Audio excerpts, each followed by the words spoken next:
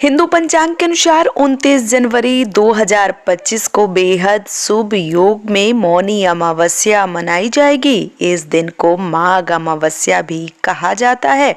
मौनी अमावस्या के दिन स्नान दान के कार्य महत्वपूर्ण माने जाते हैं।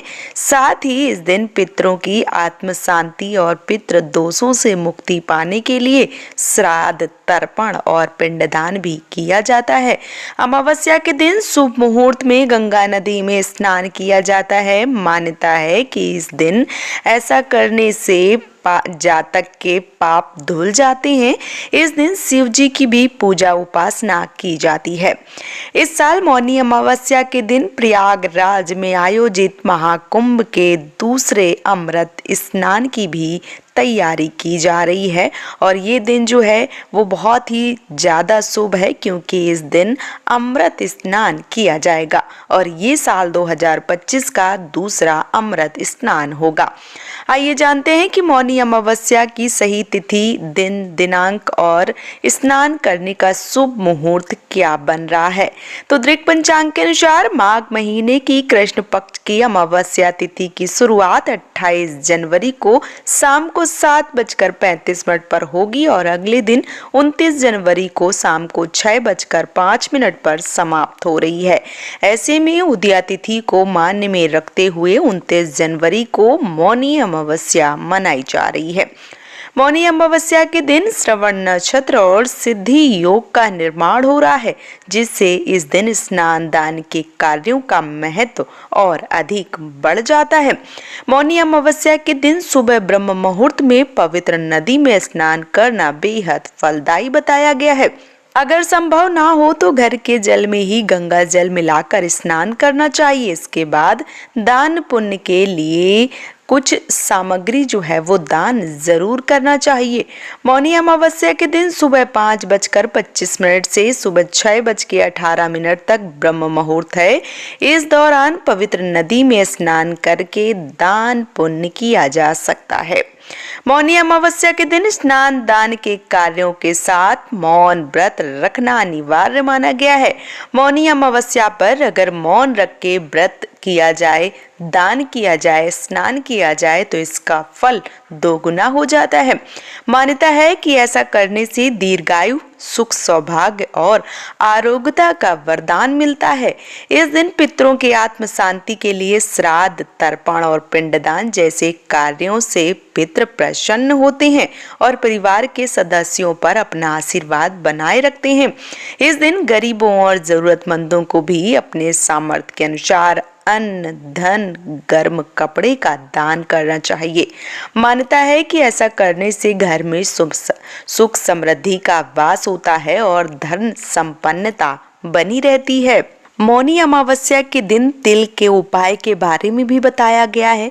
माना जाता है कि मौनी अमावस्या के दिन तिल से जुड़े उपाय करने से मनोकामनाएं पूर्ण होती हैं और मृत्यु के बाद वैकुंठ लोक की प्राप्ति होती है।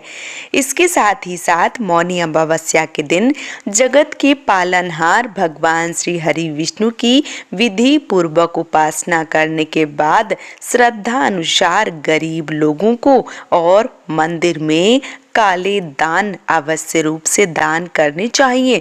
धार्मिक मान्यता है कि तिल का दान करने से व्यक्ति को मृत्यु के बाद वैकुंठ का सुख प्राप्त होता है।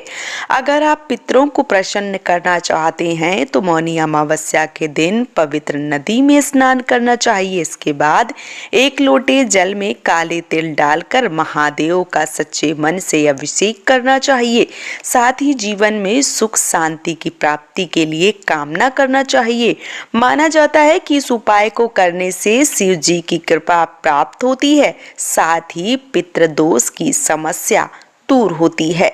अगर आपकी कुंडली में शनि दोष की समस्या है और आप इसका सामना कर रहे हैं तो मौनी अमावस्या के दिन लोगों में काले तिल का दान करें। ऐसा माना जाता है कि काले तिल का दान करने से कुंडली में अशुभ प्रभाव दूर हो जाते हैं। इसके साथ ही साथ जो धनिया का उपाय है वो बहुत ज़्यादा महत्वपूर्ण है। अगर आप धन में बरकत चाहते हैं, माँ लक्ष्मी की कृपा अपने घर में चाहते हैं, तो आपको धनिया वाला उपाय ज़रूर करना चाहिए। धनिया का उपाय आपको किस प्रकार से करना है, आइए जान लेते हैं। इससे पहले आप इस चैनल को सब्सक्राइब जरूर कर लीजिए दोस्तों। अगर आप इस चैनल को सब्सक्राइब कर लेते हैं तो आपको आने वाले संपूर्ण वीडियो के बारे में जानकारी मिलेगी और आपको ऐसे ऐसे वीडियो मिलेंगे जिससे आप अपने जीवन में तरक्की कर सकते हैं। अब आइए धनिया के उपाय के बारे में आप सबसे बात करते हैं। तो आपको खड़ी धनिया लेना है। खड़ी धनिया को गंगा जल से शुद्ध करना है। इसके बाद आपको 108 बार लक्ष्मी मंत्र का जाप करना है और ये कार्य जो है वो आपको चुपचाप ही करना है। मौन रह के अगर इस उपाय को किया जाए और पूरे श्रद्धा भाव से अगर इस उपाय को किया जाए तो यकीन मानिए ये उपाय 100% कारगर होता है। विश्वास में बहुत शक्ति होती है दोस्तों। विश्वास के साथ अगर ये कार्य किए जाएं तो यकीन मानिए वो बहुत ही जल्दी पूरे हो जाते हैं। आपको खड़ी धनिया लेनी है। धनिया के जो बीज हैं वो लेने हैं और इसके बाद आपको गंगा जल से उनको पवित्र करना है। लक्ष्मी मंत्र का जाप करना है 108 बार। उसके बाद आपको एक लाल कपड़े में बांधकर इनको अपनी तिजोरी में रख देना है।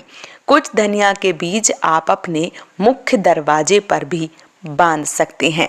ऐसा करने से माँ लक्ष्मी आपके घर में प्रवेश करेंगी। आपके घर से नकारात्मक ऊर्जा समाप्त हो जाएगी और बहुत ही जल्दी आप धनवान बन जाएंगे। लेकिन कार्य जो है वो आपको करते रहना है। किसी भी उपाय के भरोसे सिर्फ बैठकर हमें देखना नहीं है, कार्य जरूर करने हैं। किसी भी कार्य को अगर हम करते हैं, उपाय को करते हैं, तो हमें कार्य जो है वो जरूर करते रहना चाहिए। जहाँ पर कार्य होते हैं वो कार्य सिद्ध अवश्य रूप से होते हैं और हमें इन उपायों को जरूर करना चाहिए। इन उपायों को करेंगे तो हमारी सारी समस्याएं दूर होंगी और हमारे घर में धन बरकत जो है वो आनी प्रारंभ हो जाएगी। तो धनिया के इस उपाय को जरूर कीजिए। अमृत स्नान कीजिए, धनिया का उपाय कीजिए और अपने सामर्थ्य के अनुसार दान पुण्य जो है वो अवश्य रूप से कीजिए। ब्रह्म मुहूर्त में स्नान करना बहुत ज़्यादा आवश्यक है, तो इस दिन कोशिश करिए कि आप ब्रह्म मुहूर्त में ही स्नान करें। तो आने वाली 29 जनवरी को अमृत स्नान भी है। इस दिन अगर आप महाकुंभ जा सकते हैं तो महाकुंभ में स्नान जरूर कीजिए। अगर नहीं जा सकते हैं तो घर के ही जल में गंगा जल मिलाकर आपको मौन रह के स्नान करने हैं, दान करने हैं, पितरों का तर्पण करना है और इन उपायों को जरूर करना है। तो आप इन उपायों को करके अपने घर में भी माँ लक्ष्मी आगमन कर सकते हैं।